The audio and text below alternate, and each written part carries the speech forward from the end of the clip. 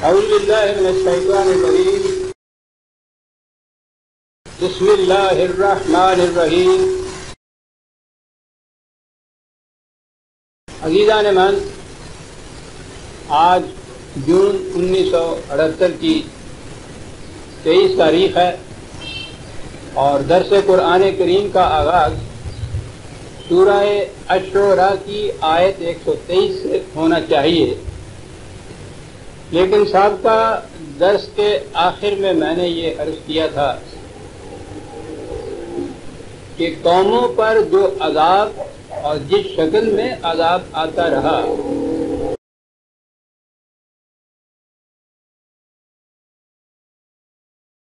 وہ سوال بڑا غور طلب اور تحقیق کا متقاضی ہے۔ اس سے کئی سوالات بلکہ اعتراضات دل میں پیدا ہوتے ہیں اور ان کا رفع کرنا ضروری ہے۔ سوال یہ پیدا ہوتا ہے کہ قرآن کریم کہتا یہ ہے کہ اس قوم نے مثلاً قوم نوح پہلے ہم لے لیتے ہیں، انہوں نے طبقاتی ناہمواریاں پیدا کی، ذاتی اخلاق اور کردار کی بجائے دولت کو عزت اور مناصب کا معیار قرار دیا، اپنی محنت سے روٹی کمانے والوں کو کمین کہا، ان کے ساتھ بیٹھنے سے انکار کیا، اور اس کے بعد یہ ہے کہ یہ قوم سیلاب آیا اور یہ قوم غرق ہو۔ اسی طرح باقی اقوام کو دیکھیے، کسی قوم نے زمین پر لائنیں کھینچ کے لکیریں مار کے انہیں ذاتی ملکیت میں لے لیا، غریبوں پر، غریبوں کے مویشیوں پر اس کے دروازے بند کر دیے، کوہ آتش فشاں مثلاً آیا اور اس کے لاوے میں یہ قوم بہہ گئی اور اسے خدا کا عذاب قرار دیا گیا۔ کسی قوم نے اپنا سیاسی نظام ایسا بنایا کہ معصوم رعایا پر عرصہ حیات تنگ کر دیا، زلزلہ آیا وہ قوم تباہ ہو گئی۔ کسی قوم نے جنسی بدنہادی، سیکشول انارکی کے اندر انتہا کر دی اور اس قوم کے اوپر ایک آندھی چلی، قوم تباہ ہو گئی۔ سوال یہ ہے کہ یہ جو برکرداریاں، بد اخلاقیاں بنائی گئی ہیں، ان کا ان حوادث کے ساتھ کیا تعلق ہے؟ قوم میں اخلاقی خرابیاں پیدا ہو گئی ہیں تو زلزلے کا اس کے ساتھ کیا تعلق ہے کہ ان کی وجہ سے زلزلہ آیا اور قوم تباہ ہو گئی؟ زلزلے آج بھی آتے ہیں، آندھیاں آتی ہیں، سیلاب بھی آتے ہیں، اور اس میں کوئی امتیاز نہیں ہوتا یہاں کہ وہ نیک کردار قوم اس میں تباہ ہوتی ہے یا بد کردار قوموں کے اوپر آتا ہے، بلکہ اگر عام معیار ہمارے ہاں کے جو ہیں ان کی طرف دیکھا جائے تو وہ کفار کی قومیں انتہائی بد کردار، وہ تو ان حوادث سے محفوظ رہتی ہیں، اور برف گرتی ہے تو بیچارے مسلمانوں پر تباہ حالیاں ہمارے ہاں کی۔ ہالینڈ کا پورا ملک سمندر کے نیچے ہے، سمندر اوپر ہے ان کے، انہوں نے اس سمندر میں تختے لگا کے، یوں کہیے بند باندھ کے، وہ پورا ملک اپنا اس کے نیچے انہوں نے اس سمندر سے حاصل کیا ہوا ہے، اور اس کو پیچھے دھکیلتے جاتے ہیں، جتنا رقبہ زیادہ چاہیے ان کو کرتا ہو، ایک بوند بھی پانی کی نہیں ٹپکتی۔ ہمارے ہاں یہ ڈیک نالا آ جاتا ہے تو سارے ملک میں تباہی پھیل جاتی ہے۔ بڑا غور طلب سوال ہے کہ قوموں کی اس بد اخلاقی بد کرداریوں کا یہ ان حوادث سے کیا تعلق ہے؟ اور اگر یہ تعلق تھا تو اس زمانے میں تعلق تھا، آج تو وہ تعلق نظر نہیں آتا۔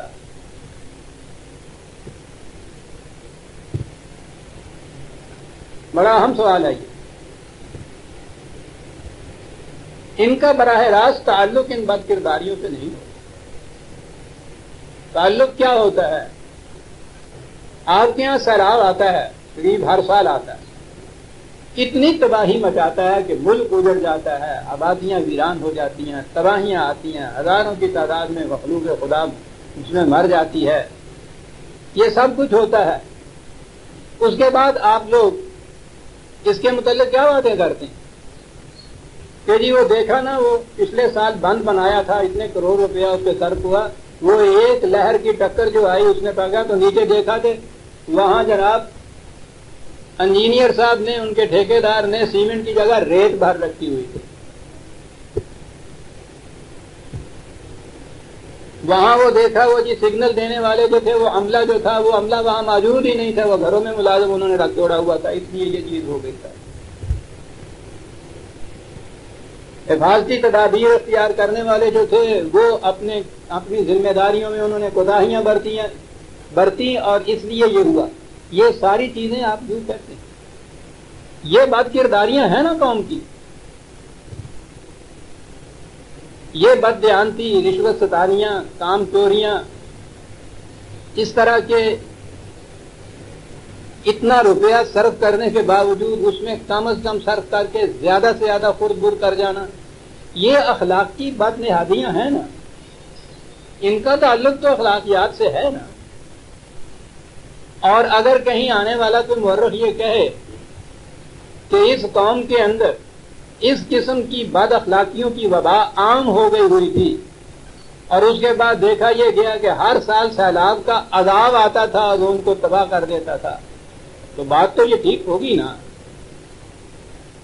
سیلاب کا براہ راست تعلق ان اخلاقی بد کرداریوں سے نہیں، یہ جو حوادث آتے ہیں ارضی اور سماوی ان کا تعلق خالص فطرت کے قوانین سے ہے۔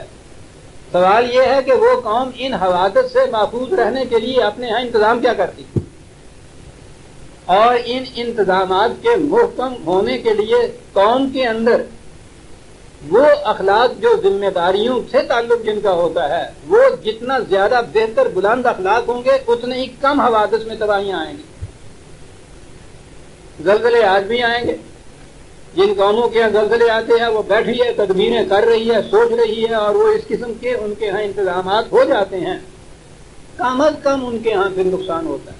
آتش فشاں پہاڑ کے لاوے آج بھی پہاڑ اگلتے ہیں، آندھیاں آج بھی آتی ہیں، پتھراؤ آج بھی ہوتے ہیں، ان پہاڑوں کے اوپر سے نکلنے والے پتھر، یہ سب کچھ ہے۔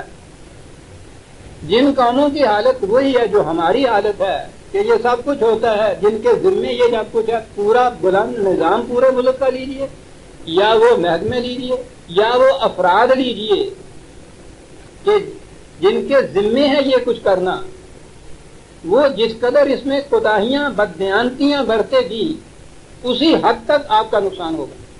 جو قوم یہ کچھ نہیں کرے گی اس کا یا تو نقصان ہوگا ہی نہیں یا کم از کم نقصان ہوگا۔ جہاں یہ صورت ہو کہ بیٹی کی شادی کے لیے وہ آئے سسرال والے کے ساتھ دن دے دیجیے، کون سے دن دینے ہیں، وہ مئی جون کا مہینہ تھا، انہوں نے کہا صاحب اگست ستمبر کے بعد دن رکھیے گا۔ کہنے لگے بھی وہ کیوں، کیا ورزش کی ہے؟ کہنے لگے جی وہ ذرا سیلاب کے بعد آسانی ہو جائے گی، یہ انجینئر صاحب تھے نا، انجینئر کی بیٹی کی شادی سیلاب کے بعد بڑی آسانی سے ہو جائے گی۔ آپ تجزیہ کیجئے، صحت اتنی بگڑ گئی ہے آپ لوگوں کے ہاں، دوائی کوئی صحیح نہیں ملتی، غذا صحیح نہیں ملتی، صفائی کا انتظام صحیح نہیں ہے، کروڑ ہا کروڑ روپیہ ان بدنوں پہ صرف ہوتا ہے۔ یہ وباؤں میں اگر کوئی بات کا مورخ لکھے کہ اس قوم کے اوپر ان کی اخلاقی حالت اتنی خراب ہو گئی تھی کہ ایک وبا کے اندر ان کے ہاں لاکھوں انسان تباہ ہو گئے، وہ ٹھیک کہے گا؟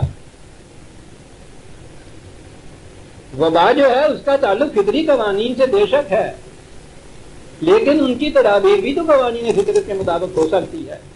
یہ تدابیر انسانوں کے ہاتھوں سے ہوتی ہے، اور جب انسانوں میں غلط نظام یا غلط افراد کی وجہ سے یہ اس قسم کی کمزوریاں اخلاقی پیدا ہو جاتی ہیں وہ حوادث نقصان کر جاتے ہیں۔ اب دیکھیے قرآن کریم میں ہم قصہ حضرت نوح علیہ السلام پہ آئے ہوئے، بات یہ ہو رہی تھی کہ انہوں نے طبقاتی تقسیم ایسی کر رکھی تھی کہ جس سے قوم کا ماسس قوم کے نچلے طبقے سے متعلق ہوتے ہیں، انہیں آپ اگر معاشرے میں اس قدر ذلیل اور خوار تصور کرتے ہیں، ان کو انسانیت کی سخت پہ کھڑا نہیں کرتے، بیسیوں قسم کی معاشرے کے اندر خرابیاں پیدا اس کے بعد ہو جاتی ہیں۔ قوم کی تو یہ حالت۔ اب اس کے بعد آپ دیکھیے کہ سیلاب کا کیا تعلق تھا، سیلاب کا کیا تعلق ہے۔ یہ جتنے حضرت نوح علیہ السلام ان کے ساتھ جو ان کے متبعین تھے، جو ایمان لانے والے تھے، جن میں یہ خرابیاں نہیں تھیں، اگر یہ سیلاب اس لیے آیا تھا کہ وہ جو خرابیوں والے لوگ ہیں ان کو تباہ کرے، تو یہ جو اچھے کردار و اعمال کے انسان تھے ان کو تو سیلاب سے محفوظ رہنا چاہیے تھا، چاہیے یہ تھا کہ یہ وہی رہتے، ان کے سامنے وہ تو ڈوبتے مرتے اور سیلاب انہیں کچھ نہ کہتا. ان کے حسن عمل کی وجہ سے ان کو محفوظ رہنا چاہیے تھا. اگر ان کی بد کرداریوں کی وجہ سے وہ غرق ہوئے ہیں تو ان کے حسن عمل کا تقاضا تھا کہ یہ وہاں رہتے اور پانی ان کو نہ چھوتا. اگر خدا کا عذاب اسی طرح سے آنا تھا، ہے نا یہ صحیح منطق کی بات؟ لیکن قرآن کیا کہہ رہا ہے؟ وہ یہ سب کچھ کر رہے ہیں. وہ کہہ رہے ہیں حضرت نوح سے کہ تمہاری بات ہم مانیں گے نہیں، اگر یہ کچھ تم نے کیا تو ملک سے نکال دیں گے، ملک بدر کر دیں گے، تباہ کر دیں گے. یہ سارا کچھ ہو گیا. آخر میں کی کہا کہ وَأُوحِيَ إِلَىٰ نُوحٍ أَنَّهُ لَن يُؤْمِنَ مِنْ قَوْمِكَ إِلَّا مَنْ قَدْ آمَنَ فَلَا تَبْتَئِسْ بِمَا كَانُوا يَفْعَلُونَ. کہا نوح سے کہ وہ جتنوں نے ایمان لانا تھا ان میں سے وہ لا چکے ہیں. یہ باقی تم دیکھتے ہو کہ کس قدر سخت قسم کے مجرم واقع ہوئے ہیں. اب ان کی طرف سے کچھ امکان نہیں ہے ان کا کہ یہ اس طرف آئیں. خامخواہ کے لیے تم مایوس نہ ہو گئے کہ میں نے اتنی محنت کی اور ان لوگوں کی یہ حالت ہوئی. کچھ نہیں. کرو کیا؟ سیلاب آنے والا ہے. وَاصْنَعِ الْفُلْكَ بِأَعْيُنِنَا وَوَحْيِنَا. تم کشتی بناؤ. آپ دیکھ رہے ہیں کہ یہ ایک خدا کا نبی اور اس کے متبعین جو ہیں سیلاب سے محفوظ رہنے کے لیے ان کے لیے کہا کیا جا رہا ہے؟ کشتی بناؤ. زمانہ وہ تھا کہ جب ابھی لوگوں کو کشتی بنانے کا ہنر بھی نہیں آتا تھا، کیونکہ قرآن نے یہ کہا ہے بے آیوننا و وحینا. کشتی بنانے کا علم بھی وحی کے ذریعے دیا گیا حضرت نوح. یہ ہے ایک چیز. دوسری چیز کیا ہے اس میں؟ بس یہ ہے خصوصیت جو اس زمانے میں ہوتی تھی. نبی کو قبل از وقت اس کا علم دے دیا جاتا تھا کہ فلاں حادثہ آنے والا ہے. چھوٹے چھوٹے پیمانوں کے اوپر جو موسمیات والے آج کچھ کرتے ہیں نا، ان میں تو غلطیاں ہو جاتی ہیں، لیکن نبی کے متعلق یہ خصوصیت تو قرآن نے ہر مقام پہ بتائی ہے نا کہ اللہ تعالیٰ انہیں آنے والے واقعات کا قبل از وقت علم دے دیتا ہے. اب جو علم دیا گیا ہے کہ ایک سیلاب اس طرح سے آنے والا ہے، اور انسائکلوپیڈیا آف ریلیجن اور ایتھکس میں دیکھیے یہ ڈیلیوج کے متعلق جو بڑا مقالہ تفصیلی انہوں نے تفصیل سے بتایا ہے کہ یہ سیلاب کس طرح سے آیا تھا. خلیج فارس کے کنارے سے یہ آتش فشاں پہاڑ اندر ہی اندر کس طرح سے پھٹے تھے، اور انہوں نے کس طرح سے وہ رخ بدل دیا تھا سمندر کا اور پانیوں کا. اسے تو چھوڑ دیجئے. سیلاب نے تو بہرحال فطرت کے ایک قاعدے کے مطابق آنا تھا. ارد گرد ان کے ہاں یہ پہاڑیاں تھیں، نیچے میدان میں یہ علاقہ واقع ہوا تھا. لیکن سیلاب جو آنا تھا اس میں تو یہ مومن اور کافر سارے کے سارے اس بستی میں بس رہے تھے. خصوصیت اس میں کیا ہوئی ہے کہ نبی کو اس کے متعلق اطلاع دی. اس کے لیے پھر طریقہ کیا ہوا؟ طریقہ وہی ہوا کہ جو کشتی بنائے بچ جائے. وہی نوح کو ہم نے وہی کے ذریعے سے سکھایا کہ کشتی یوں بناتے ہیں. بنائی اور بے آیوننا، ہم دیکھتے رہے کہ صحیح طریقے سے کشتی بنا رہا ہے.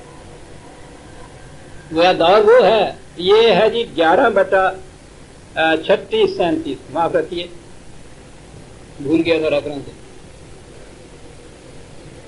ہماری وحی کے مطابق ہماری زیر نگرانی. اب یہ مومن بچ کیسے رہے ہیں؟ اس کے لیے کشتی بنائی جا رہی. کشتی سے سیلاب سے کشتی کے ذریعے ہی بچا جا سکتا ہے. اب اگلی بات یہ ہے کہ اگر وہ کفار جو تھے، مخالفین جو تھے، اگر وہ کشتی بنا لیتے تو وہ بھی بچ جاتے. بچانے والی چیز تو کشتی. لیکن ہوا کیا؟ وَيَصْنَعُ الْفُلْكَ وَكُلَّمَا مَرَّ عَلَيْهِ مَلَأٌ مِّن قَوْمِهِ سَخِرُوا مِنْهُ. ان کے سامنے یہ بنا رہے تھے کشتی.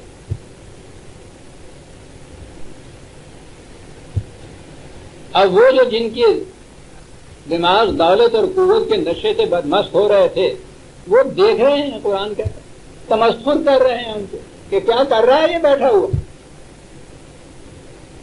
انہیں بتا رہے ہیں تو وہ تکذیب کر رہے ہیں، ہر بات کی تکذیب.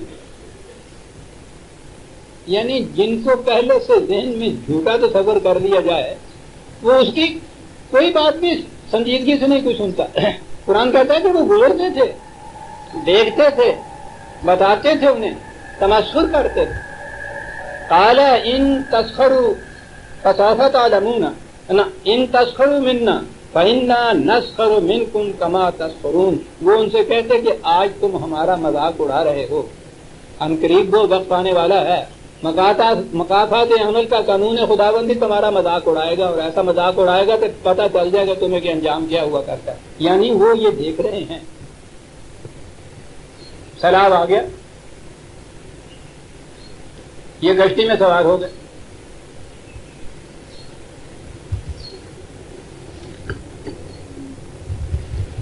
وہ جو پیچھے رہ گئے تھے وہ تھے نا جنہیں کفار کہا گیا ہے، مخالف کہا گیا ہے، جنہوں نے غرق ہونا تھا. ان میں حضرت نوح کا بیٹا بھی ہے.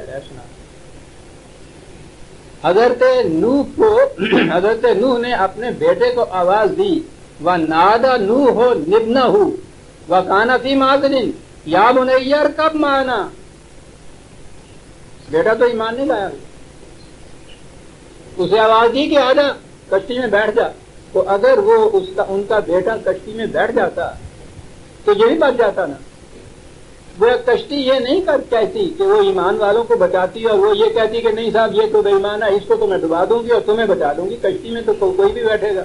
اگر کشتی سلامتی سے کنارے پہ جا لگتی ہے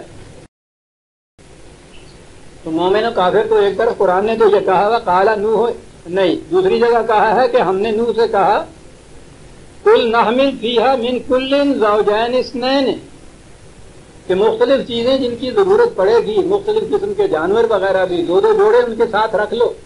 تالاب میں یہاں یہ سب تباہ ہو جائیں گے اور ان کی تمہیں ضرورت پڑے گی، تو انہیں بھی کشتی میں بٹھا لیا انہوں نے.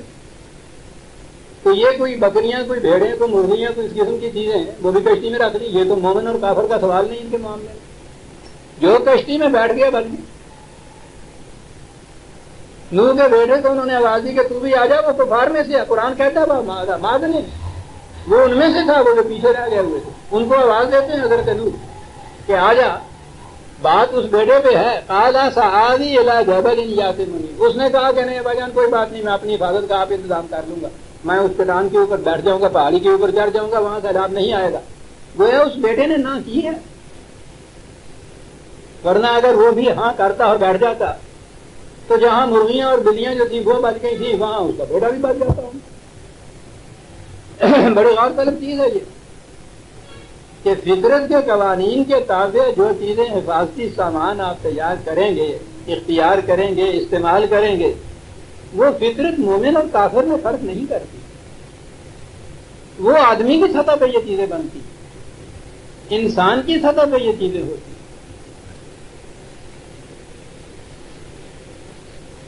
یہ نہیں ہے کہ ٹائیفائڈ کا ٹیکہ جو ہے وہ ایک کافر بچے کے لگے تو وہاں تو وہ تباہی مچا دے اور مسلمان کے بچے کے لگے تو وہ اس سے محفوظ رہ جائے. فطرت کے طبی قوانین ان کا ان چیزوں پہ مدار نہیں. اب یہ ایک واقعہ ہمارے سامنے آ رہا ہے جس میں اس آنے والی تباہی سے، وہ اصل میں جب ہم عذاب کہتے ہیں نا تو وہ ایک عرصے کے ان اصطلاحات کے استعمال سے ذہنوں میں ہمارے تصور کچھ اور ہی آتا ہے.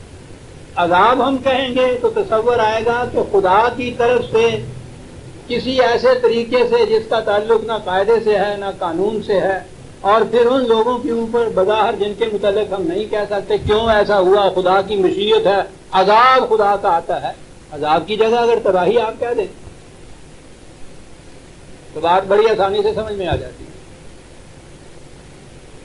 سیلاب آتا ہے فطرت کے قوانین اور چیزوں سے، حوادث ارضی و سماوی، اس سے محفوظ وہ رہتے ہیں جو فطرت کے قانون کے مطابق حفاظت کا سامان کر لیتے. تباہی ان کی آتی ہے جو ان قوانین کی روح سے اس کے تحفظ کا انتظام نہیں کرتے. ایک مثال اور ہے ہمارے قرآن کریم نے جو بیان کیا اسی نوعیت کی، وہ ہے قوم سبا. 34/15 بڑا مشہور علاقہ تھا یہ سبا کا، یمن کا علاقہ تھا، بڑا زرخیز. ان کی معیشت جو تھی وہ ایگریکلچر اکانومی تھی، یعنی زراعت پہ ان کا دار و مدار تھا. 34/15 لے لیجیے آپ.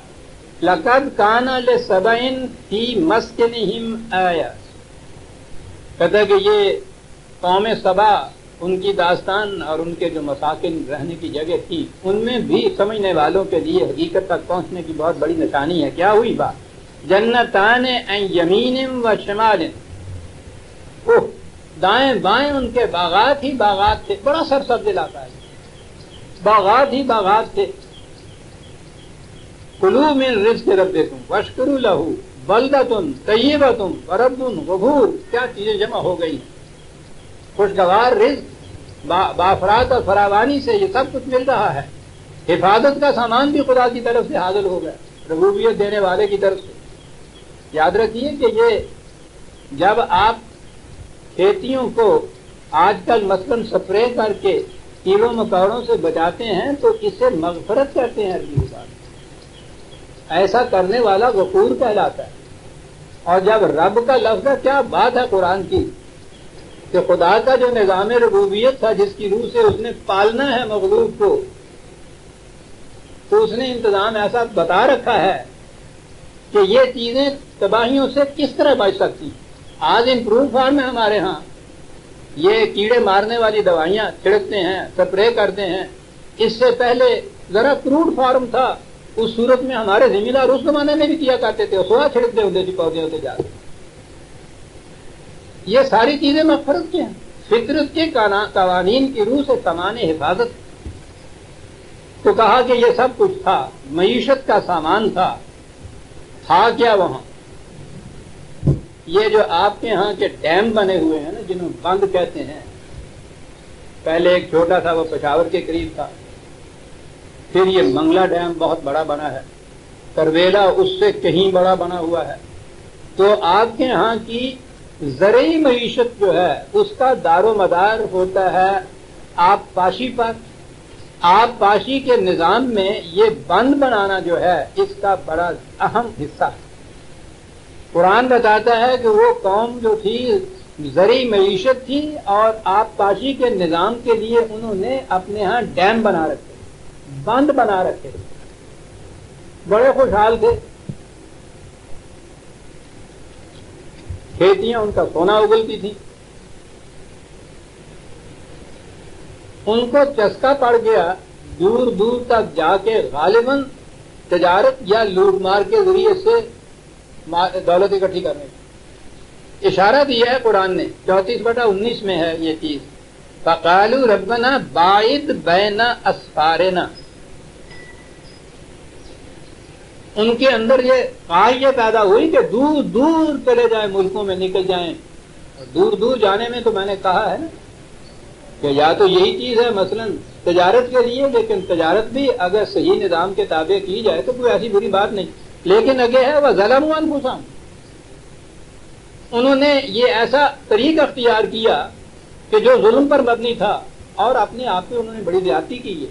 اس قسم کا زرعی معاشی نظام چھوڑ کر کوئی دوسرے طریقے اختیار کیے، قرآن نے تفصیل تو نہیں بتائی، لیکن ظلموا انفسہم سے بتایا کہ یہ چیز جو تھی یہ صحیح طریقے پہ نہیں، اس میں ظلم کا شائبہ تھا، دولت آسانی سے ہاتھ آ جاتی تھی، دور دور نکل جانے کی بات قرآن نے کی ہے۔ اس سے کیا کیا یہ دیکھیے 34/16 میں لفظ فَأَعْرَضُوا، توجہ اپنی دوسرا جو طریق کا معیشت تھا، کوئی لوٹ مار ڈاکہ زنی یا شاید اس قسم کی سمگلنگ جسے آپ کہتے ہیں، کیونکہ دور دور جانے کا لفظ قرآن میں ہے اور ساتھ ظلم کا لفظ بھی اس میں آیا ہوا ہے، تو گویا کوئی ناجائز طریقے تھے اور وہ اپنے یہاں سے دور دور نکل جاتے تھے۔ دور دور نکل جانے کا نتیجہ کیا ہوا؟ یہ ہے وہ غور طلب نقطہ جو قرآن نے کہا ہے، فَأَعْرَضُوا، یہ بند جو تھے ان کی طرف سے انہوں نے چشم پوشی کر لی۔ تو بند کی تو کیفیت یہ ہے کہ دیکھ بھال ہر وقت اس کی کرتے رہیے، پھر تو وہ محفوظ رہتا ہے، حتیٰ کہ اس میں تو اگر دراریں کہیں پڑ جائیں، سوراخ کہیں پڑ جائیں، وہ بھی بڑے نقصان دہ ہوتے ہیں۔ آپ دیکھیے قرآن کا اعجاز عزیزان من، ایک لفظ جو بیان کرتا تھا عرض، وہ جو انہوں نے ڈیم بنا رکھے تھے ان کی طرف سے انہوں نے اعراض برتا، چشم پوشی کر لی، نگہداشت ان کی باقی نہ رکھی، دیکھ بھال باقی نہ رکھی ان کی، ان کو نگلیکٹ کر دیا جسے ہم کہتے ہیں۔ بلکہ اعراض ہوتا ہے ٹوٹر نسائی، ادھر کی بجائے کسی اور طرف رخ کر لیا انہوں نے. تو گویا بات یہ کی کہ وہ ڈیم تو تھے پانی کے بھرے ہوئے، ان کے لیے جو مغفرت کی بات پہلے کہی ہے کہ وہ وجہ حفاظت بھی ہوں، ان کی طرف سے انہوں نے اعراض برت لیا. اعراض برتا، اپنے اس نظام جو تھا اپنے ہاں کا معیشت کا، اس میں تبدیلی کی کہ تانا آسانیوں سے دور دور نکل کے ظلم اور استبداد سے روپیہ ہاتھ میں آ جائے اور اس محنت سے وہ بچ جائیں. بات یہ کی ہے کہ وہ بند جو تھے ان کے ڈیم جو بنائے ہوئے تھے ان کی طرف سے انہوں نے اعراض برتا. فَأَرْسَلْنَا عَلَيْهِمْ سَيْلَ الْأَرِمِ، تو ان کے اوپر سیلاب آ گیا. یہ ارم جو ہے یہ ان بندوں کا نام تھا. بہت بڑا ڈیم جو تھا اس کو آج تک بھی وہ ارم کا ڈیم کہا ہے، معارف بھی اس کو کہتے ہیں عربی زبان میں. اب یہ دیکھیے وہ دور دور نکل گئے، ان کو نگلیکٹ کیا، نتیجہ یہ ہوا کہ بارش ہوئی، پانی آیا، بند ٹوٹ گیا. اب اگر کسی ڈیم کا بند ٹوٹ جائے، قرآن نے 2 ہی لفظ اس کے بعد کہے، وَبَدَّلْنَاهُمْ بِجَنَّتِهِمْ جَنَّتَيْنِ ذَوَاتَيْ أُكُلٍ خَمْطٍ وَأَصْلٍ وَشَيْءٍ مِّن سِدْرٍ قَلِيلٍ.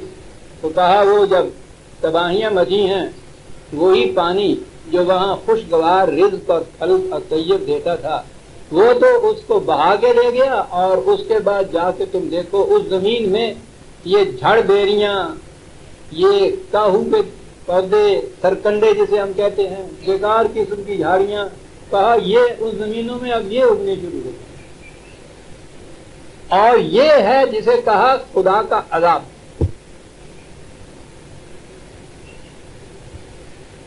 دیکھا نا آپ نے کہ کس چیز کو عذاب کہا؟ بند جو بنائے ان کی مرمت، ان کی حفاظت، ان کی نگرانی سے اعراض برتا، بند ٹوٹا، جو جتنی ان کی زرعی زمینیں اور باغات تھے وہ اجڑ گئے، اور ان کی جگہ پھر یہ جھاؤ اور جھڑ بیڑیاں اور دوسری بیڑیاں اور سرکنڈے، یہ سارے لفظ اس کے اندر جو قرآن نے بیان کیے یہ وہاں اگنے شروع ہو گئے. اور اس کے بعد کہا کہ وہ قوم پھر تباہ ہو گئی. دیکھا آپ نے کہ کس چیز کا یہ عذاب آ رہا ہے؟ وہ معیشت کا نظام بدلا جس میں ظلم کا شائبہ تھا. زرعی نظام میں یہ بات نہیں تھی، ادھر وہ چسکا پڑ گیا. ایزی منی جسے آپ کہتے ہیں، میسرہ قرآن نے جسے کہا ہے، جس کا ترجمہ ہم نے صرف جوا کر دیا. جوا تو ہم نے حرام قرار دیا، اور ایزی منی کی ساری باقی شکلیں شیرت مادر کی طرح حلال و طیب. حالانکہ لفظ میسرہ جو ہے اس میں یسر ہے، یسار ہے، بائیں ہاتھ کا کھیل جسے کہتے ہیں. ترجمہ اس کا انگریزی زبان میں ایزی منی بڑا اچھا ترجمہ ہے. یہ کو شروع کر دیا، ادھر اس کو نگلیکٹ کیا. پہلے تو زرعی نظام تباہ ہوا، بند ٹوٹا، جتنی زمینیں تھیں وہ برباد ہو گئی. اب زمینوں میں وہاں جھاؤ اگ رہا ہے. اس سے خدا نے کہا ہمارا عذاب. تو آپ دیکھ رہے ہیں کہ کیا تعلق ہے. وہ نظام جو ظلم پہ مبنی تھا اس کا بند ٹوٹنے سے اور اس طرح سے بند سے سیلاب آیا، سیلاب سے بھی یہ سب کچھ ہوا. یہ باقی قوموں کے متعلق بھی جو کچھ کہا ہے نا کہ فلاں قوم تھی، ان کے یہاں یہ چیز ہوئی، آتش کشاں پہاڑ نے لاوا اگلا اور وہ قوم تباہ ہوئی. یہ بات کہ قوم سیل انگاریوں میں پڑ گئی، قوم کے سامنے توجہات کے مرکز اور چیزیں ہو گئیں، لوٹ مار میں مرتے ہیں، بد اخلاقیات کے اندر غرق ہو گئی. ساری کی ساری قوم اس چیز کے اندر ڈوب گئی. جب ڈوب گئی تو یہ جتنے بھی اسباب اور وسائل اور ذرائع اور سامان تھے رزق کے، حفاظت کے، تمدن وغیرہ کے، وہ نگلیکٹ کر دیے گئے، انہوں کو نظر انداز کر دیا. نتیجہ اس کا پھر آپ دیکھ لیجئے کہ کیا ہے. آپ یہاں کیا ہو رہا ہے؟ اس اصطلاح میں یہ جسے کہتے ہیں خدا کا عذاب نہیں ہے. کس چیز کا نتیجہ ہے؟ وہ اس کا کہ قوم کی قوم اور مشاغل کے اندر مصروف ہو چکی ہوئی، ساری قوم اسی منی کی طرف چل نکلی. اس نے خمر اور میسرہ کہا تھا نا، ہم نے اس کا صرف ترجمہ شراب اور جوا کر دیا. خمر ہر وہ شے جو عقل کو معروف کر دے، خالص جذبات کے زور کے اوپر قوم چلنے لگ جائے. میسرہ وہ جو ایزی منی ہو، آسانی سے دولت ہاتھ آ جائے، پوری قوم اس کے اندر غرق ہو جائے.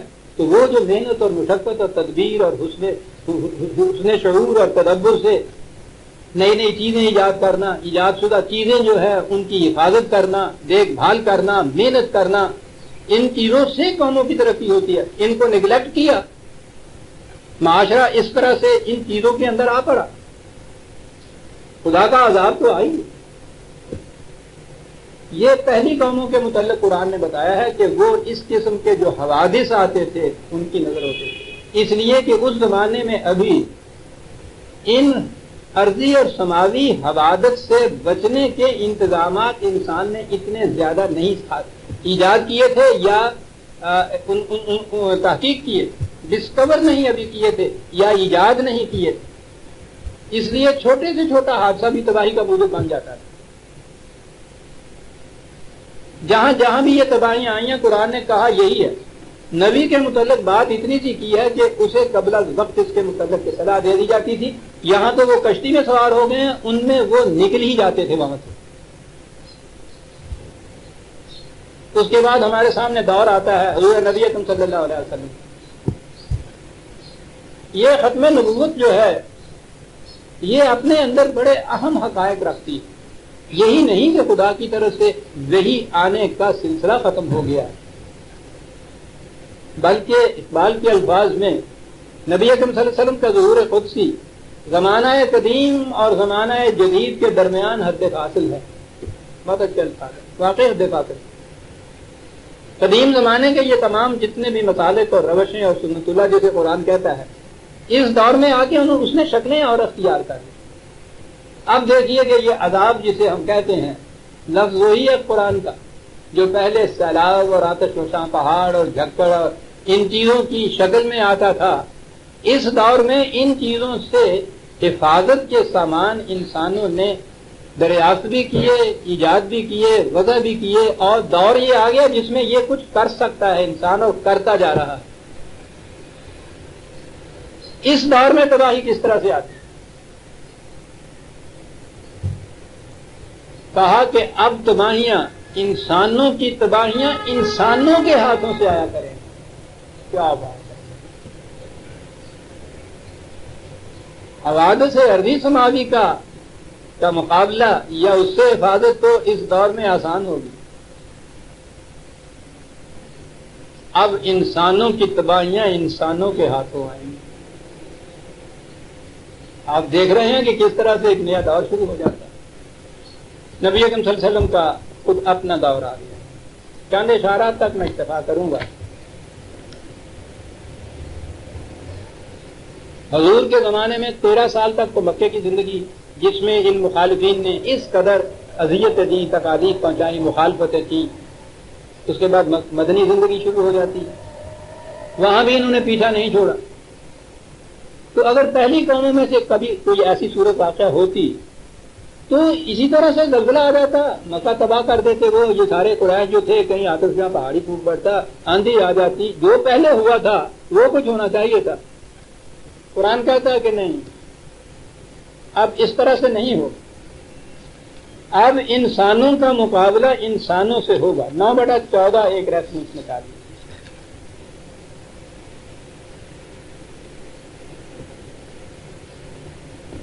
کہا اب ان کی مخالفت توڑنے کا لفظ وہی عذاب ہے. ان کی مخالفت کو توڑنے کا، انہیں شکست دینے کا، ان کو تباہ کرنے کا، ان کو برباد کرنے کا. اب کیا طریقہ ہے؟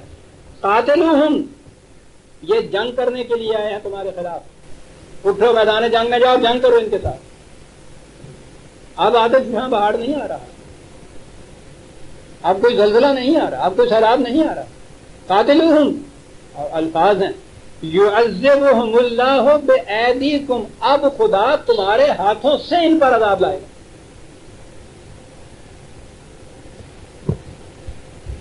اب وہ خارجی حوادث کے لیے عذاب نہیں آتے. یہ ہے دور نبی اکرم صلی اللہ علیہ وسلم. اس دور میں دنیا کا نقشہ بدل جاتا.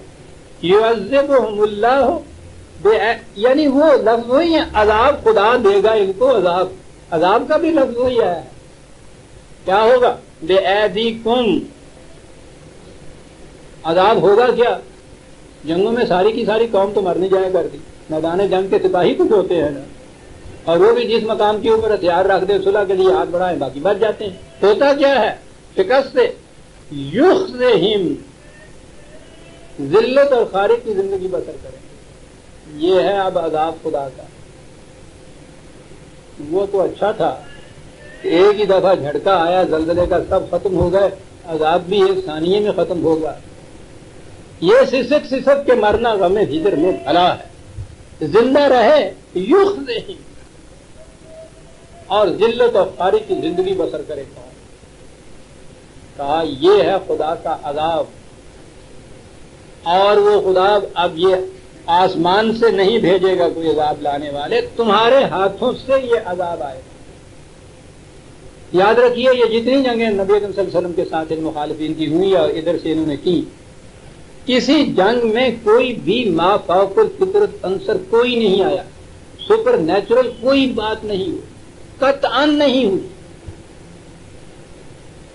اب ہمارے ہاں یہ زیر داستان والے, یہ ان کو تو یہ تھا کہ صاحب وہ اتنا بڑا رسول, اتنے بڑے ان کے صحابی, یہ مقابلے میں ابو جہل ابو لہب یہ لعنتی کفار, اور یہ مقابلے میں یوں آئے اور پھر وہ خدا کو مدد ہی نہ کرے ان کے ساتھ. وہ تو مدد کا یہ سمجھتے ہیں نا کہ یہ کھڑے رہیں اور فرشتے آ کے اور ان کو تباہ کر جائیں, اور جھنڈا فتح کا یہ لہراتے ہوئے آ جاتے ہیں اللہ اکبر کہتے ہوئے. ان کے ذہن میں تو یہ ہے نا, اور کہیں ان کو گنجائش نہیں نظر آئی. بدر کے میدان میں کر دی کہ جب انہیں شکست ہونے لگی تو اور تو کوئی چارہ کار نہیں. اب خدا آتا ہے مدد کے لیے. رسول اللہ صلی اللہ علیہ وسلم نے مٹھی بھر کے ریت کی یا کینکریوں کی مٹھی لی اور یوں شو کر کے مار دیا. کوئی 1000 کے قریب سامنے سپاہی تھے جتنے بھی تھے, سب اندھے ہو گئے, سب بھاگ گئے. چلیے جی کچھ تو لے آئے نا درمیان میں, یہ کتاب ہمارے رسول کے زمانے میں بھی یہ ہوئی. اور اگر ان سے کوئی پوچھے کہ صاحب اس کے فوری بعد ایک جنگ احد بھی ہوئی تھی, اس احد میں وہی رسول صلی اللہ علیہ وسلم, وہی صحابہ, وہی مقابل میں مکے والے سارے, اور اس جنگ کے اندر جو اتنی بڑی وہاں شکست ہوئی ہے, اور تو اور وہاں رہے. خود نبی اکرم صلی اللہ علیہ وسلم کے متعلق بھی تاریخ میں ہے کہ صحابہ نے ان کو محفوظ کرنے کے لیے ان کے گرد اس طرح سے گھیرا ڈالا جیسے شہد کی مکھیاں چھتے میں گھیرا ڈالتی. اس کے باوجود رسول اللہ صلی اللہ علیہ وسلم کو زخم آئے, ان کا حضور کا دانت شہید ہوا, اور بھی کئی زخم آئے, مرہم پٹی کی گئی, شکست ہوئی. قرآن میں یہ ذکر آیا ہے کتاب کے تحت. تو اگر میدان جنگ کی یہ شکست خدا کا عذاب ہے تو یہاں تو وہ عذاب معاذ اللہ وارد ہو رہا ہے. اور اگر خدا کی مدد وہ بدر کے میدان میں وہ ہونی تھی تو یہاں تو رسول اللہ موجود تھے کہ کیا وہ مٹھی پر ریت نہیں ملتی تھی. قرآن میں اس کا ذکر ہے. کہا ان سے کہہ دو, اب یہ جو تمہارے سامنے کھڑے ہیں, کہ انہیں معلوم ہے کہ یہ شکست کیوں ہوئی. کہا ان کے کمانڈر نے ان سے کہا تھا کہ پہاڑ کا یہ جو درہ ہے یہ بڑا نازک مقام ہے, اس کی حفاظت آخر تک کرتے رہنا. اور ان سے کہا تھا کہ میدان جنگ میں اگر تم دیکھو کہ کامیابی بھی فوج کو ہو گئی ہے تو اس درے میں جو ہم نے مجاہد یا سپاہی کھڑے کیے ہیں وہ کسی شکل میں درے کو نہ چھوڑیں, ورنہ تمہاری فتح شکست میں بدل جائے گی. قرآن بتا رہا ہے. لیکن یہ نئے نئے ابھی یہ عرب تھے, نئے نئے جنگ تھے, ان کے زمانے میں تو میدان جنگ میں جو مال غنیمت آتا تھا وہ سپاہی لوٹتے تھے, اور جو جس کے ہاتھ آ جاتا تھا وہ اس کا ہو جاتا تھا. تو یہ بڑی ٹیمپٹیشن تھی نا یہ. تو قرآن نے بتایا ہے کہ تم اس ٹیمپٹیشن کے اندر آ گئے کہ جو میدان جنگ میں انفینٹری تھی تمہاری وہ تو لوٹ رہی تھی, اور تم وہاں کھڑے دیکھ رہے تھے کہ صاحب تو ہم کاٹ مارے ہوئے کھڑے ہیں, دے گئے یہ سب کچھ, تو تم نے وہ جگہ چھوڑ دی, آ پڑے اس کے اوپر, تم لوٹ میں آ گئے, پیچھے سے انہوں نے آ کے حملہ کیا, تمہاری فتح شکست میں بدل گئی. اور اس کے بعد کہا کہ ان سے رسول اللہ کہہ دو کہ ہمیں واضح اس لیے کر دیا کہ یہ نہ ہو کہ یہ سمجھے نہ کہ شکست کیوں ہو گئی ہے. آئندہ کو احتیاط رکھیں کہ جہاں جہاں کمانڈر کھڑا کرنے کو کہے جب تک وہ حکم نہ دے وہ جگہ نہیں چھوڑنی. اور ان کو جو مکے والوں کو کفار کو شکست ہوئی ہے سورہ انفال میں ہے. بدر کے میدان میں 1000 کی اس زمانے کے 1000 کی فوج 300 کے مقابلے میں یہ بھی ان کے پاس ہتھیار ہوئے نہیں تھے, شکست کھا کے وہ بھاگ گئے. وہ جا کے گھر میں بیٹھ کے سوچ رہے تھے کہ کیوں شکست ہوئی. کوئی کچھ کہتا تھا, کوئی کچھ کہتا تھا. قرآن بتا رہا ہے کہتا ہے ان کی نگاہ اس پر نہیں گئی کہ انہم قوم لا یفقہون، انہوں نے میدان جنگ میں غور و فکر سے کام نہیں لیا تھا، یہ تھا۔ اور پھر بھی قرآن کا کمال، میدان جنگ میں تو عام طور پہ جذبات ہی لڑتے ہیں، لیکن جرنیل جو ہے وہ تو جذبات کے تابع نہیں کرتا، وہ تو جو پلاننگ کرتا ہے پورا غور و فکر کے ساتھ۔ قرآن بتا رہا ہے کہ ان سے کہو ہم بتاتے ہیں تمہیں کیوں شکست ہوئی، یہ نہیں کہا کہ تم کفار تھے شکست ہو گئی، بد کردار تھے شکست ہو گئی، کہا یہ ہے کہ تم نے وہاں تفقع سے کام نہیں لیا، اسٹریٹجی جو تھی تمہارے ہاں کی اس کو پلاننگ تم نے غور و فکر سے نہیں کیا، اس لیے شکست آ گئے۔ کفار کو بتا رہا ہے قرآن، یہ نہیں کہہ رہا کہ ادھر ہمارا رسول تھا، اتنے اتنے رولر جو صحابی تھے ان کے ہاتھوں شکست نہیں کھانی تھی، اور کیا بات تھی، سوال ہی نہیں۔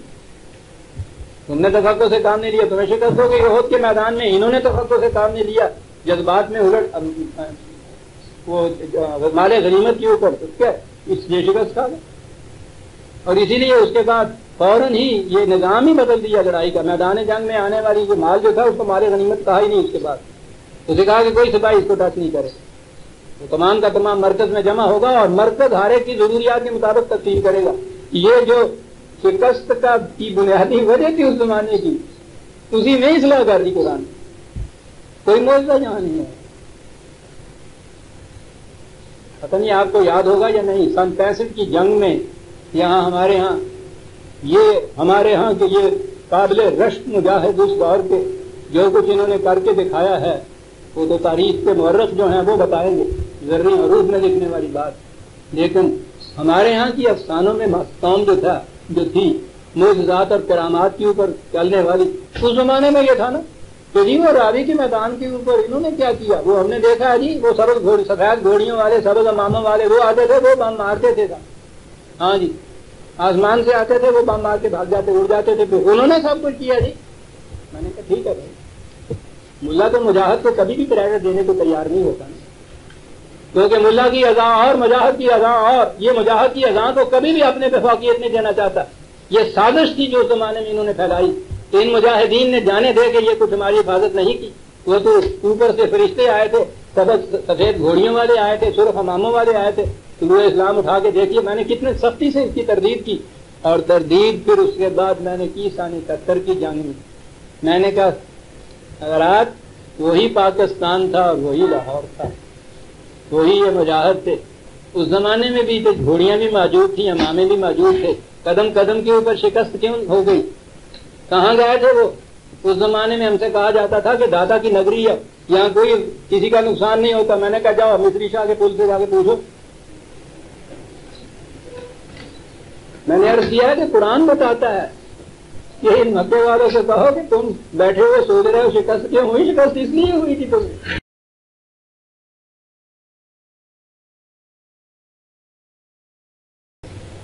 یہاں تو ایک دفعہ کہا ہے کہ میدان جنگ میں شکست کھائی، اس لیے وہی خدا کا عذاب تمہارے ہاتھوں سے۔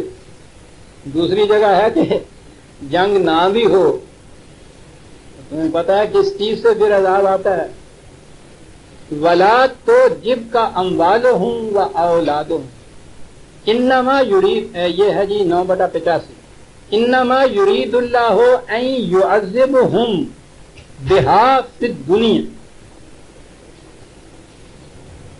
کہا کہ یہ مال و دولت کی فراوانیاں، اس زمانے میں اولاد کہتے تھے، اب وہ جتھا گروہ پارٹی اس کو آج کہیے، ان کی کثرت۔ کہا یہ لوگ انہی چیزوں کو یہ سمجھ بیٹھے ہیں کہ اس سے کامیابیاں یہ ہو جاتی ہیں، یہ چیزیں ٹھیک ہیں ضروری ہیں، لیکن وہ جو جوہر انسانیت ہیں، وہ جو حسن کردار ہے، اگر وہ نہ رہے تو یہ مال و دولت اور یہ پارٹیوں کی کثرت یہی عذاب کا موجب بن جاتی ہے۔ اسے بھی یہ کہا ہے کہ خدا نے یہ چاہا کہ ان کے ذریعے سے انہیں عذاب دے، وہی عذاب اللہ کہتا ہم دیتے ہیں، عذاب کا لفظ بھی آ گیا ہے، تباہی ہے نا، کہاں عذاب دے؟ ہمارے ہاں تو عذاب و ثواب قیامت میں جا کے ہوتا ہے، یہاں نہ کوئی پلٹ کے آئے نہ کوئی بتایا کہ ہوتے جی ہو ایسی ساڑھے نہ یعذبہم بہا فی الدنیا، اسی دنیا کے اندر یہی چیز تباہی کا موجب بن جاتی بنتی ہے نا. صورت بدیں حالت میں کچھ تفصیل کی ضرورت ہی نہیں. کس قسم کی یہ تباہی آتی ہے؟ میں نے کہا نا کہ ایک تباہیاں تو وہ تھیں، زلزلہ آیا ساری قوم ختم ہو گئی. لیکن قرآن کہتا ہے کہ بدترین تباہی تو اس جہنم کی ہے، لا یموت فیہا ولا یحیا، کہ اس میں انسان یا قوم نہ زندہ رہتی ہے نہ مرتی ہے. موت ابھی کل مکان، ہر طرف سے موت آتی دکھائی دیتی ہے لیکن مرتی بھی تو نہیں.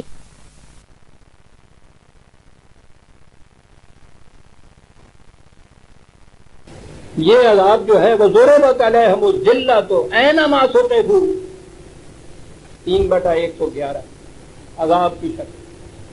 دنیا میں کہیں چلے جائیں نام لے لیجیے ان کا کہ پاکستانی آئے سب کی نظروں میں ذلیل ہو جاتے ہیں. اینما ثقفوا، کیا بات ہے. قرآن کہا تو بنی اسرائیل کے سلسلے میں ہے لیکن ہم تو وہی آ پہنچے ہوئے ہیں، ان سے بدتر عادت ہے ہماری.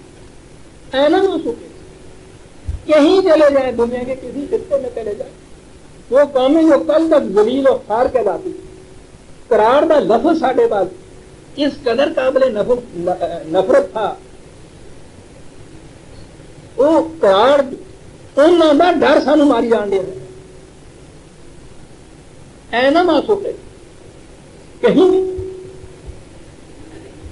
کہیں اگر تھوڑی بہت پناہ ملتی ہے الا بحبل او حبل من الناس، لوگوں سے کچھ وعدہ کیا، کسی کا سہارا ڈھونڈا.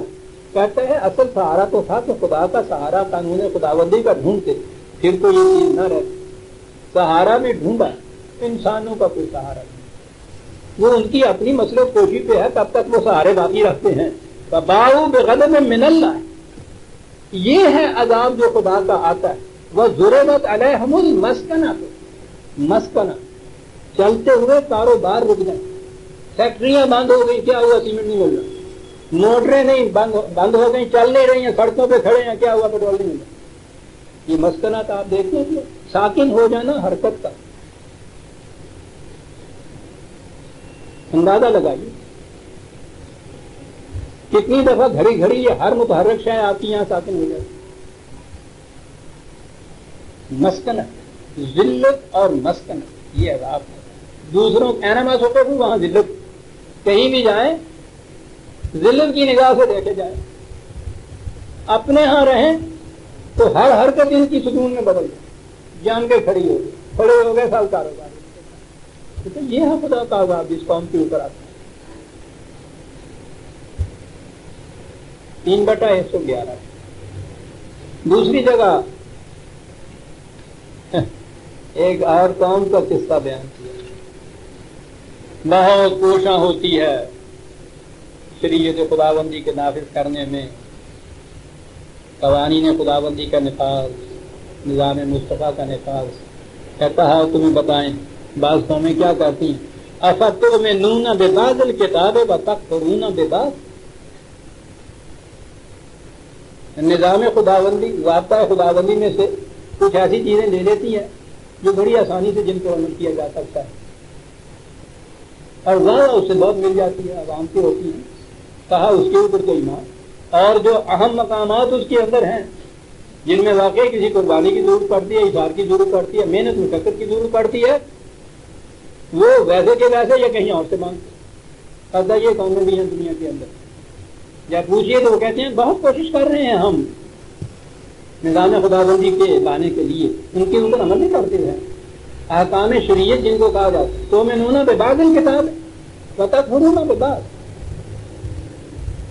ان سے کہو کہ بھائی یہ اہم معاملات تو یہ ہیں. ارے بابا، نظام خداوندی میں تو نظام مصطفیٰ جسے کہا جاتا ہے، نظام مصطفیٰ تو پہلا اعلان رسول اللہ صلی اللہ علیہ وسلم کا یہ ہے کہ جس بستی میں رات کو کوئی ایک شخص بھی بھوکا سو گیا، اس بستی سے خدا کی حفاظت کی ذمہ داری ختم ہو جاتی ہے. نظام مصطفیٰ کا اعلان ہے. یہ تو حدیث ہے جی رسول اللہ صلی اللہ علیہ وسلم، ابو داؤد کی حدیث ہے یہ. افتؤمنون 2/85. افتؤمنون ببعض الکتاب جو ہے چلو جی کہا جائے گا جی کوئی بات نہیں ہے، حساب کا پرچہ تھا، وہ کہا ہے نا کہ ایک حصے کے اوپر ایمان لایا، دوسرے میں انکار کیا، انہوں نے کہا کہ ٹھیک ہے 50% ہم نے سوال ٹھیک نکالے ہیں، بلکہ 55% 60% کہہ لیجیے ذرا پاس مارک جو ہوتے ہیں وہ ہم نے ٹھیک نکالے ہیں، 40% اس میں غلط ہو گیا، تو اس میں تو نمبر ملیں گے نا یہ. ہاں کہتا ٹھیک ہے، یہاں الگ الگ سوالوں کے نمبر نہیں ہوا کرتے. نظام تو ناقابل تقسیم ہوتا ہے انسانی جسم کی طرح. یہ تھوڑا ہے کہ آنکھ دکھنے آئی ہو، اس میں تکلیف ہو تو وہ آنکھ ہی میں تکلیف ہو، باقی اس کا جسم کا مزے سے سو رہا ہو. سو کے بتاؤ ذرا، ہانس ذرا سی لگ جائے ذرا سی ایک حصے میں تو وہ تو ایک انچ سے بھی 10واں حصہ کم ہوتی ہے. اور دیکھتے ہیں دن رات کیا گزرتی ہے تم سے. یہ چیزیں ناقابل تقسیم وحدت ہوتی ہیں. اس لیے یہ نہیں ہوتا کہ اتنے حصے پہ عمل کر دیا تو اس کے تو نمبر دے دیے یا ہمارے. سنیے عزیزان من، کہا یہ ہے کہ ایک حصے پہ ایمان رکھتے ہیں، دوسرے سے انکار کرتے ہیں. فما جزاء من یفعل ذلک منکم الا خزی فی الحیات الدنیا. اس روش کے اختیار کرنے والوں کا نتیجہ اس کے سوا کچھ نہیں ہوگا، اس دنیا کی زندگی میں ذلت اور خواری ہوگی. یوم القیامت یردون الی اشد العذاب، اور وہاں جا کے پھر دیکھو گا کہ کتنا شدید عذاب آتا ہے. اس دنیا میں ذلت اور خواری. عذاب خداوندی کے آپ نے دیکھا کس طرح سے شکلیں بدل گئی. اب وہ آتش فشاں پہاڑ، وہ زلزلے، وہ آندھیاں، وہ جھٹکے، وہ سیلاب، وہ نہ رہے کہ ان سے حفاظت کا سامان انسان اب کر سکتا ہے اپنی تدبیروں سے. یہ انہیں کو تباہ کرتی ہیں جن کے ہاں اخلاقی خرابیاں اتنی ہوں کہ ان کی حفاظت کی تدبیریں بھی نہ وہ کر سکتے. اب تباہی آتی ہے انسانوں کے ہاتھوں سے، اور شکل اس کی کیا ہوتی ہے؟ خزین فی الحیات الدنیا. اس دنیا کی زندگی کے اندر ذلت اور رسوائی کی زندگی ہے. پھر اس عذاب کی شکلیں اور دیکھتے جائیے. وقت بڑی جلدی سے بھاگتا ہے، پتہ نہیں یہ گرمی میں ہوتا ہی ایسا. ہاں جی، عذاب کی شکلیں دیکھیے عزیزان من. بعض بخیشتن نگر، اور پھر یہ نہ سوچیے کہ آؤ ڈھونڈے ہم کون سی قوم ہے جو عذاب میں مبتلا، کہیں جانے کی ضرورت ہی نہیں ہے. یہ تماشے کے خرچے آ گئے ساڑھے عزیزان من. 16/112 وضرب اللہ مثلا قریۃ کانت آمنۃ مطمئنۃ یاتیھا رزقھا رغدا من کل مکان. کہا رسول مثال سے بات بیان کرو، ان کو اس طرح زیادہ بات سمجھ میں آتی ہے. ایک تھی بستی، امن بھی نصیب تھا، اطمینان بھی نصیب تھا. کیا الفاظ! امن خارجی خوف کی طرف، اطمینان قلب بھی سکون میں تھا. یہ کیفیت چاروں طرف سے بافرات رزق چلا آ رہا تھا ان کی طرف. فکفرت بانعم اللہ. دو لفظ یہ جو نمائے خداوندی یوں ملی تھی، انہوں نے کفرہ کا لفظ ہمارے ہاں تو یہ نا انہوں نے کفر برتا. اور پھر یہ کچھ نہیں کہ کیا ہوا، کیا کفر برتا گیا. کفرہ کے معنی ہے چھپا کے رکھنا، ڈھانپ کے رکھنا، عام نہ کرنا. اس کا انعامات خداوندی تھی کہ تمام مخلوق کے لیے یہ یکساں طور پہ ہوں. نظام ایسا بنایا کہ جس کے قابو میں کوئی چیز آئی چھپا کے رکھ لی اسی. کفران نعمت اسے کہتے ہیں. یہ کیا، کہا پھر کیا؟ فَأَذَاقَ اللَّهُ، وہی خدا نے ان پہ عذاب نازل کیا. کیا؟ لباس الجوع والخوف. خوف بھی طاری ہوا، بھوک بھی طاری ہوئی اس قوم کی. بھوک کے عذاب میں، خوف کے عذاب میں. کہیں دور جا کے دیکھنے کی ضرورت ہے عزیزان. بھوک اور خوف ہر وقت دھڑکا لگا رہتا. بھوک اور خوف کا عذاب نازل ہوا خدا کی طرف سے. بھئی کیا کیا جائے، خدا کی طرف ہوں یا اللہ والو ہے گا جی قسمت لکھے یہ ہو جائے ہے گا کہ جی وہ خدا ہے، وہ اس طرح کے فریب نہیں کھاتا. بما کانوا یصنعون، تم نے جو اپنے ہاتھوں سے اپنا غلط نظام بنایا اس کا نتیجہ یہ ہے. یصنعون مصنوعی نظام. کیا لفظ ہے! ایک تو حقیقی نظام تھا جو ہم نے کیا. یہ سامان ربوبیت، سامان رزق کا تمام مخلوق کے لیے یکساں طور پہ تم نے ان کو پکڑا، چھپا چھپا کے رکھا. ایسا نظام بنایا جس کے اندر یہ ساری چیزیں جو تھی قانون جائز قرار پا گئی. بما کانوا یصنعون، تمہارا مصنوعی نظام. اس کا نتیجہ خوف اور بھوک کا عذاب. یہ تھا جی 16/112. ایک اور مقام 20/124 جامع طور پہ اصول دے دی. ومن اعرض عن ذکری، اب ترجمے تو ہمارے یہاں ہو گئے کہ جس نے ذکر نہ کیا خدا کا، اور ذکر وہ جو راتوں کو پھر وہ پورے کے پورے محلے کو سونے نہیں دیتا، پھر بہت زور زور سے، پھر لاؤڈ اسپیکر سے، یعنی وہ خدا تو بہت دور ہے نا، وہاں تک پہنچانا ہوتا ہے، تو وہاں تک تو پھر اتنے زور سے پہنچایا جاتا ہے نا لاؤڈ اسپیکروں کے ذریعے سے. ذکر کے معنی ہیں وہ قوانین جن کو ہر وقت سامنے رکھنا چاہیے.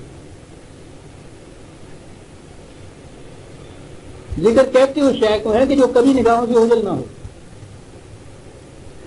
کتنی اس میں استقامت کا تسلسل ہے قانون پر نگاہ رکھنے کی، ہر وقت نگاہ کے سامنے رہے.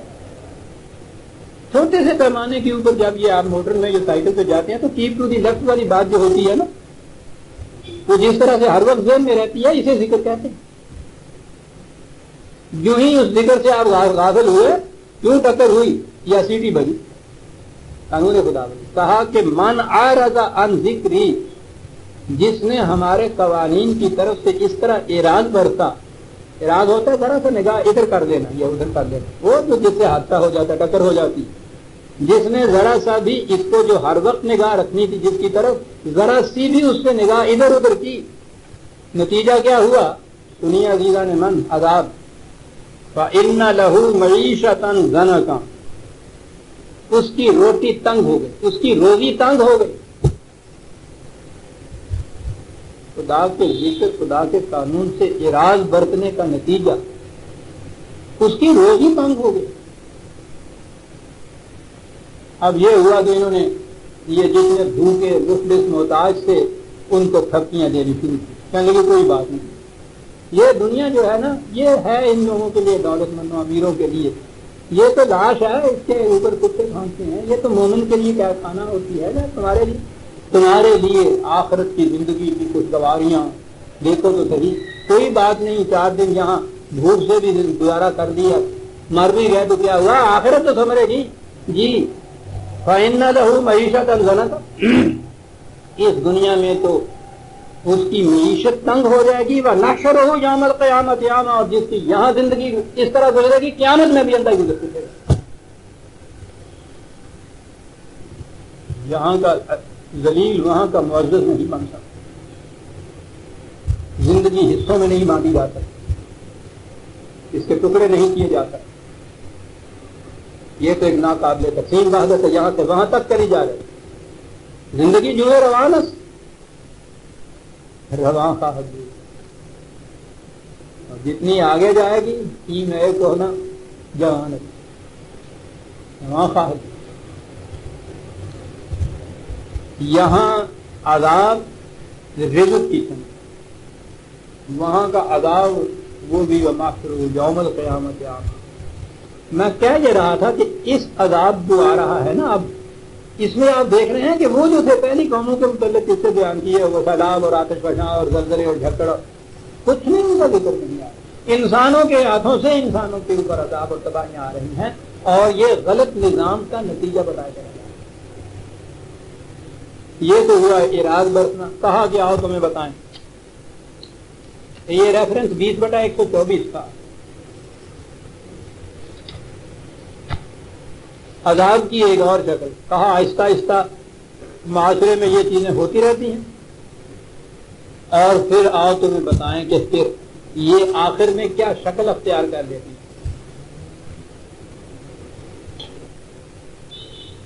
کہا عذاب کی شکل یہ ہے. 6/65 قل هو القادر على ان يبعث عليكم عذابا من فوقكم او من تحت ارجلكم او يلبسكم شيئا ويذيق بعضكم بأس بعض. کہتا کہ اس کی شکلیں یہ ہوتی ہیں کہ کبھی اوپر اس قسم کے لوگ مسلط ہو جاتے ہیں، جو نیچے والے جتنے ہوتے ہیں ان کو کچل کے رکھ دیتے ہیں.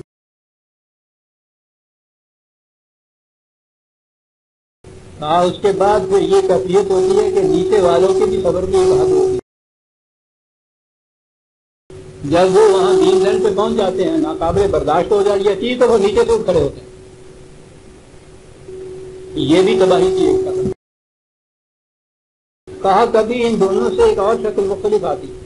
اوپر والے کچھ جو ہے وہ نیچے والوں کو اپنے ساتھ میں لا کے پارٹیاں بنا لیتے ہیں، اور یہ مخلوط پارٹیاں ایک دوسرے کے ساتھ برسر پیکار ہو جاتی. یہ بھی عذاب خداوند کی ایک شکل ہے. یذیق بعضکم بأس بعض، جتنی سختی کسی کے پاس ہوتی ہے وہ استعمال کر لیتا ہے وہاں دوسرے کے مقابلے میں. یہ بھی شکل ہوتی ہے.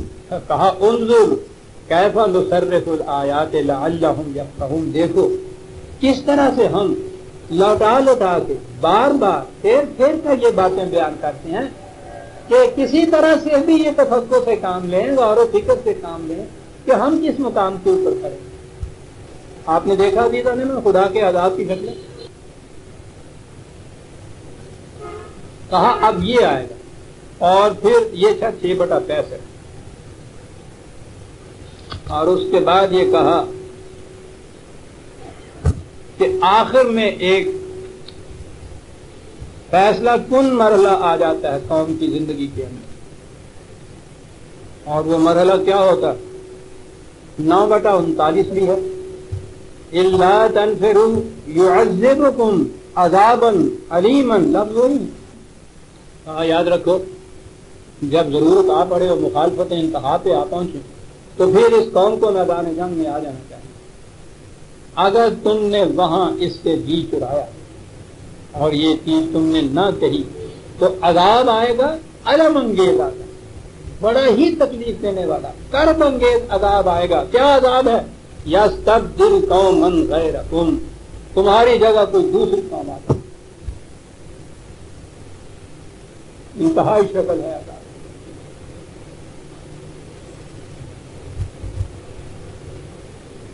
یہ قوم، اس کے افراد ختم نہیں کر دیے جاتے اور قوم مسلط ہو جاتی. اس کے لیے ایک ریفرنس یہ لکھ لیجیے. دوسری جگہ کیونکہ 2 لفظ زیادہ ہیں میں وہ بھی بتا دوں. یہ تو تھا 9/39، وہ ہے 47/38. یا تو میدان جنگ میں جانے کی بات تھی. دوسرے لوگ وہ ہیں جن سے کہا کہ ایسے وقت میں جتنا کچھ کسی سے ہو سکتا ہے کسی کے پاس ہے، اس کی مدافعت کے لیے دے دے. اگر ایسا نہ کیا تو یاد رکھو وَإِن تَتَوَلَّوْا، اگر اس سے تم نے اعراض برتا، ایسا نہ کیا، یستبدل قوما غیرکم، تمہاری جگہ پہ کوئی دوسری قوم آ کے لے لے گی.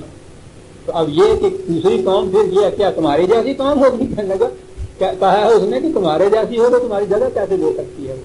ثم لا یکونوا امثالکم، تو تمہارے جیسی نہیں ہے، تم سے بہتر قوم. وہ قوم جب آ کر جگہ لے گی، قرآن میں یہ استخلاف و استبدال قومی جسے کہتے ہیں نا، law of succession of nation,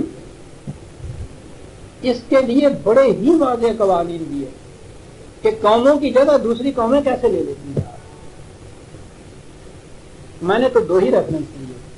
یہ جو دوسری قوم آتی ہے اس کے بعد یہ پہلی قوم جو ہے پھر تاریخ میں اس کی حیثیت کیا رہ جاتی؟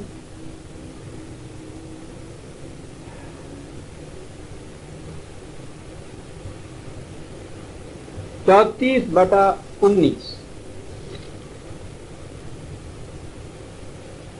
کہا اس کے بعد فَجَعَلْنَاهُمْ أَحَادِيثَ، پھر اس قوم کی داستانیں باقی رہ گئی. کہا ہوتا کیا ہے اس قوم کے ساتھ؟ کیا ہوتا؟ بڑی قوم تھی، کروڑوں کی تعداد میں یہ تھی. ہوا کیا ان کے ساتھ؟ عزیزان ایمان قرآن ہے. قرآن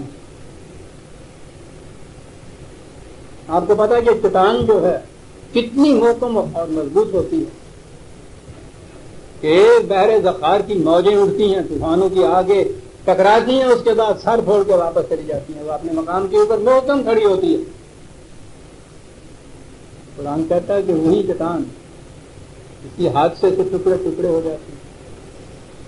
پھر آہستہ آہستہ ذرہ ذرہ اس کا ہو جاتا ہے، ذروں میں بدل جاتی ہے، ریت تک کو۔ چٹان بھی تو ریت کے ذروں کے مجموعے کا نام ہوتا ہے،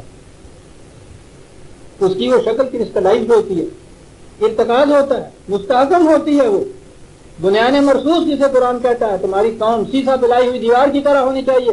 چٹان انہی ذرات کے اس طرح سے آپس میں جڑ جانے کا نام یہ ہے نا چٹان۔ کہتا اس کے بعد ہوتا کیا ہے، پھر جو آپ کے اندر وہ جاذبیت باہمی کوہیجن کی جو قوت ہوتی ہے وہ ختم ہو جاتی ہے، چٹان ریت کے ذرے بن جاتی ہے۔ قرآن کے الفاظ وَمَزَّقْنَاهُمْ كُلَّ مُمَزَّقٍ، اور پھر ان ذروں کو ہوا کا ہلکا سا جھونکا بھی جنہیں چاہے اڑائے اڑائے دیتا ہے۔ چٹان ذرے بن جاتی، دوسری قوم آ کر مسلط ہو جاتی۔ یہ دوسری قوم جو کہا نا کہ پھر وہ تمہارے جاتی نہیں، مسلط ہو جاتی ہے۔ چلو جی کوئی بات نہیں، وہی آ گئے صحیح، آپ روٹی کھانی ہے نا، وہ دے دیں گے تاں کی ہوگا کہنے لگے نہیں۔ جب وہ پھر آتی ہے مسلط ہوتی ہے دوسری قوم، عزیزان من 17/5 سنیے اگر سننے کی ہمت ہے تو۔ فَإِذَا جَاءَ وَعْدُ أُولَاهُمَا، بنی اسرائیل کی داستان میں سے بتاتے ہیں، بَعَثْنَا عَلَيْكُمْ عِبَادًا لَنَا أُولِي بَأْسٍ شَدِيدٍ، تو ایسے لوگ پھر مسلط ہو گئے تمہارے اوپر جن کی گرفت بڑی سخت تھی، بڑی سخت گرفت، ہڈیاں توڑ دینے والی گرفت۔ ایسے لوگ پھر مسلط ہو جاتے ہیں تو کرتے کیا ہے؟ یہی ہے نا کہ جی کوئی بات نہیں، قانون شکنی نہ کہیں باہر نہ نکلے، صحیح آرام سے رہے، جو سامنے آئے گا اسی کے ساتھ یہ کچھ ہوگا۔ کہا یہ قومیں جو اس طرح مسلط ہوتی ہیں نا، یہ نہیں ہوتا جو سامنے آتا اسی پہ پھر ہوتا ہے۔ فَجَاسُوا خِلَالَ الدِّيَارِ، گھروں کے اندر گھس گھس کے وہ تلاش کرتے ہیں، پھر چن چن کے وہ تمہیں سزا دیتے ہیں۔ خلال الدیار، شہروں کے دراڑوں میں گھروں کے اندر گھس کے، اور پھر وہ جو چیز ہے نا جاس، تلاش کر کر کے کہ کس کس قسم کا عذاب کیا جائے اس قوم کے افراد کو۔ کہا یہ ہوتا ہے اس کے بعد مکان وعدًا مفعولا، اور یہ بات نہیں کہ یوں ہی حیدرلی آ جاتی ہے نہیں آتی، نہیں بھی آتی، سوال نہیں۔ کہا یہ تو قانون مکافات عمل کا فطری نتیجہ، لازمی نتیجہ ہے کہ پھر اس قوم پہ ایسے لوگ مسلط ہو جاتے ہیں، پھر وہ ان کی چٹانوں کو ریتوں میں تبدیل کر دیتے ہیں، ان کی ہڈیاں چٹکنے لگ جاتی ہیں، ان کی ہڈیاں توڑ دیتے ہیں، ان کا بات و شدید، اور پھر وہ گھس گھس کر گھروں کے اندر ان کو نکال کے عذاب دیتے ہیں۔ اور پھر اس قوم کی بعد میں صرف داستانیں باقی رہتی۔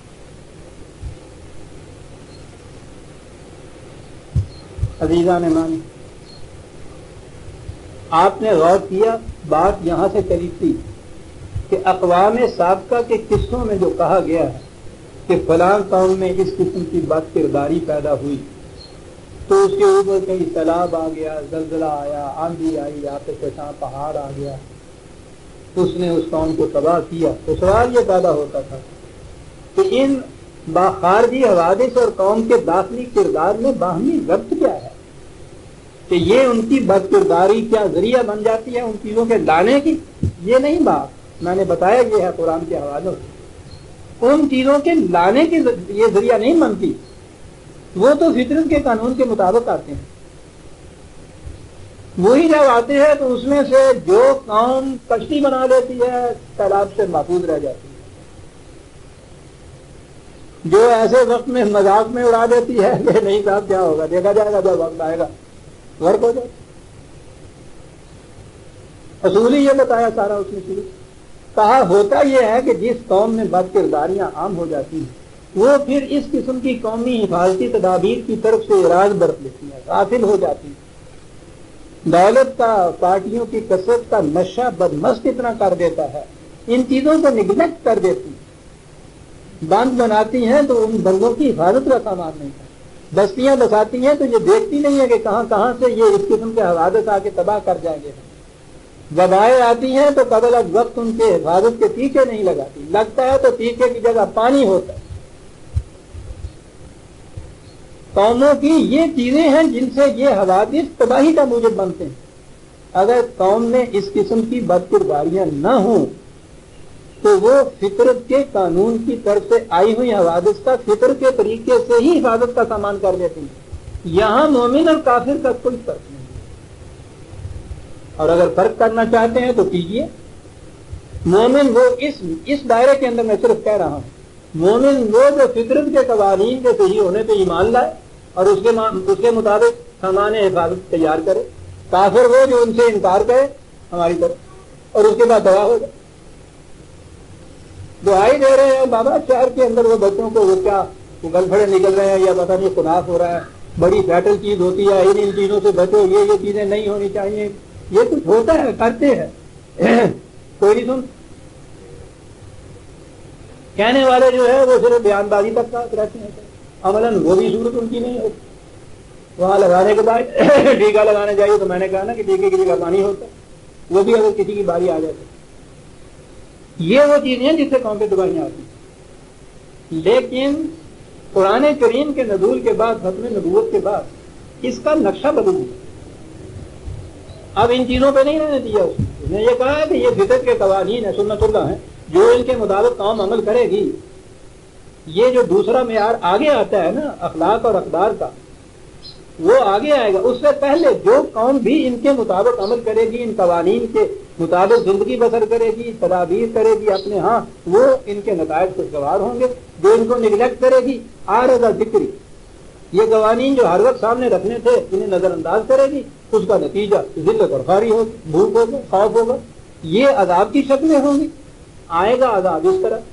اور جو باہر کی بات کہتے ہو تو کہا وہ اس کی شکل یہ ہوگی کہ پھر کوئی دوسری قوم آ کے مسلط ہو جائے اور پھر وہ قوم ہڈیاں توڑ دے، ذلیل و خوار بھی ہو، خون ریزیاں بھی ہوں، فساد انگیزیاں بھی ہوں، تباہیاں مچیں گی، چٹانیں ذروں میں تبدیل ہو جائیں اور بعد میں تاریخ میں پھر تمہاری صرف کہانیاں باقی رہ جائیں گی. کہا باقی ہے جو تصور ہے تمہارے ذہن میں کتاب خدا کا عذاب، خدا عذاب دیتا ہے. اور اس کے بعد تو یہ ہے نا کہ جی جب عذاب خدا کی طرف سے آ جائے تو بندے بشر میں کیا قوت ہے